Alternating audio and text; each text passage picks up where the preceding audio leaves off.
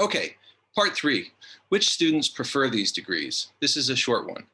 So this is why I've had that cute little fox throughout my PowerPoint. Isaiah Berlin, Russian-born British philosopher and essayist, wrote a famous essay called The Hedgehog and the Fox.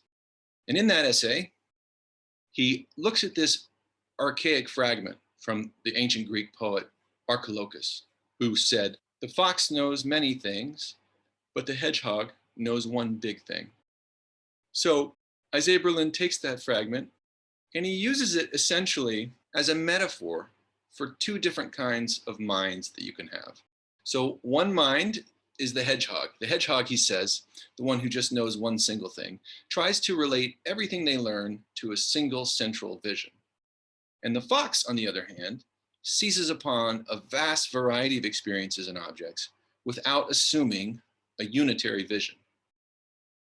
So I think this is a helpful metaphor for thinking about contemporary study in the United Kingdom. So the typical degree in the UK expects you to be a hedgehog. You're just going to relate everything you learn to one single discipline.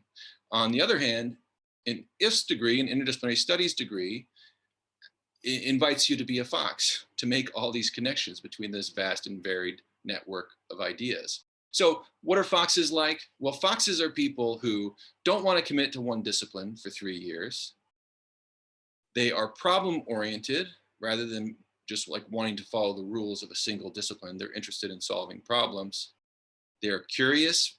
They're very intellectually curious and they want to move across these different disciplines because they are just interested in a lot of things. And at the same time, they're also the kind of people who are prone to boredom and distraction. Three and four are not a contradiction. I'm a very curious person and I'm also prone to boredom. And it's the reason why I like being in this kind of interdisciplinary environment. Okay, so that's the difference between a hedgehog and a fox. And foxes are the ones who tend to like these degrees.